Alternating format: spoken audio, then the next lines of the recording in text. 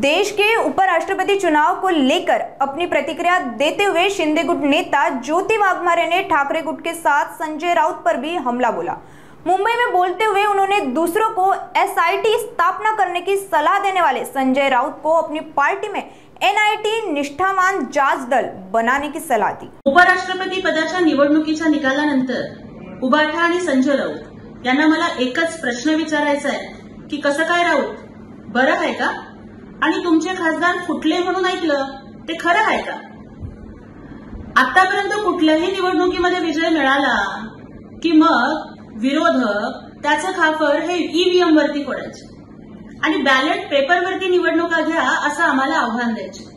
कालच्या निवडणुका तर बॅलेट पेपरवरती झाल्या तरी सुद्धा नियोजित मतांपेक्षा 14-15 मतं जास्त मिळवून महाराष्ट्राचे राज्यपाल सी राधाकृष्णन साहेब हे देशाच्या उपराष्ट्रपती पदावरती विराजमान झाले। हा लोकशाहीचा विजय आहे आणि या संपूर्ण प्रक्रियेमध्ये उमेदवार प्रतिनिधी आणि प्रक्रिया प्रमुख म्हणून माननीय खासदार डॉक्टर श्रीकांत शिंदे साहेब यांनी पार पाडलेली अभ्यासू भूमिका याचा सिंहाचा वाटा आहे। त्यामुळे या लोकशाहीच्या विजयाला शिंदेशाही साथ सुद्धा आहे असं म्हटलं तर त्यात वावगं ठरणार नाही। पण राऊतांची बेताल बडबड आज पुन्हा सुरू झाली। त्यांनी शहाणपणा काढला। अहो राऊत, पण तुम्ही दीड शहाणे आहात त्याचं काय?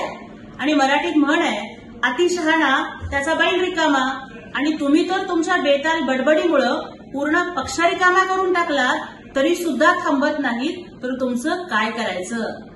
खरं तर माननीय श्रीकांत शिंदे साहेब हे कालच बोलले की समझने वाले को इशारा काफी है। आम्ही म्हणत नाही हो, पण सोशल मीडियावरती चर्चा आहे की जे खासदार फुटले त्यात महाराष्ट्राचे खासदार होते आणि त्यामध्येही उबाठा आणि शरद पवार गटाचे खासदार होते। याला हे लोक उत्तर काय देणार? त्यामुळे दुसऱ्याला एसआयटी स्थापन करा असा सल्ला देण्यापेक्षा राऊत, तुम्ही तुमच्या पक्षामध्ये एनआयटी स्थापन करा, निष्ठावंत इन्व्हेस्टिगेशन टीम।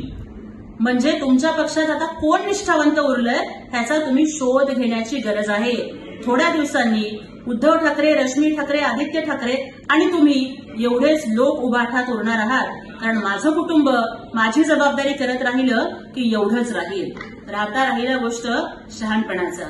तर राऊत, तुम्ही ही जी शानपट्टी करताय ना ती आता बंद करा, अन्यथा महाराष्ट्राची जनता तुम्हाला पानपट्टीवर सुद्धा बसायच्या लायकीची सोडणार नाही।